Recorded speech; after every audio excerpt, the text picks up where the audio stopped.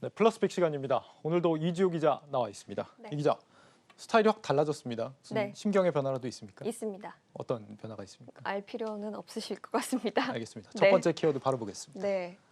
첫 번째 키워드는 승진은 언제 해로 잡았습니다. 혹시 뭐 저의 심경을 얘기한 건 아닐 테고 네. 누구 얘기입니까? 승진하고 싶으세요? 당연히 하고 싶죠. 네, 저도 하고 싶은데 네. 오늘은 이건희 회장이 별세로 승진 대상자가 된 이재용 삼성전자 부회장의 얘기를 해드리려고 합니다.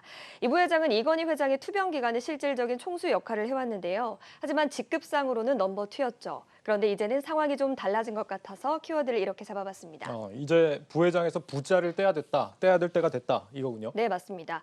사실 이사회에서 이 부회장이 회장 승진을 막을 필요는 없어 보입니다. 공정위는 2018년에 진작 그 대기업 집단에 대한 총수로 변경한 바 있죠. 과거 사례를 봐도 마찬가지입니다. 이건희 회장은 창업주가 별세한 지 13일 만에 회장직에 올랐고요. 구광무 LG그룹 회장과 최태원 SK그룹 회장도 마찬가지입니다. 최근에는 정의선 현대자동차 회장이 수석 부회장의 타이틀을 떼는 등 재계에서도 3세 경영이 본격화되고 있습니다. 그렇다면 이 부회장도 조만간 회장으로 승진하는 겁니까? 일단 이 부회장 스스로는 의지가 그렇게 큰 것 같아 보이지는 않습니다. 회장직에 관심이 없다고요? 네. 어떤 이유 때문이죠? 우선 재판 상황이 좀 변수로 꼽히고 있습니다. 오늘도 이재용 부회장은 국정농단 파기환송심 재판에 출석했는데요.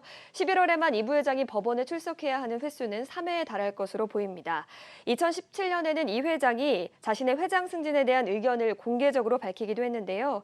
이때 이 부회장은 앞으로 삼성그룹의 회장 타이틀은 없을 것이라고 밝히기도 했습니다. 네, 회장 없는 그룹이라 상상이 잘 안 되는 것 같은데 네. 그렇지만 뭐 굳이 회장이 없는 그룹이 될 필요는 또 없을 것 같은데요. 승진하지 않을까요? 네. 이 부회장은 이렇게 말했지만 사실 경제계의 해석은 조금 다릅니다. 예. 다른 4대 그룹 총수들과 격을 맞추기 위해서는 대기업의 1위인 삼성전자의 이 부회장이 승진을 할 수밖에 없을 거라는 관측이 나오는데요.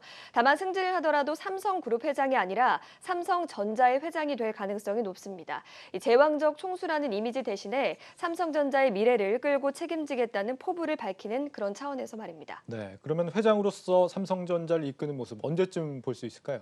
많은 사람들은 국정농단 사건 재판 이후를 시기의 가능성으로 점치고 있습니다.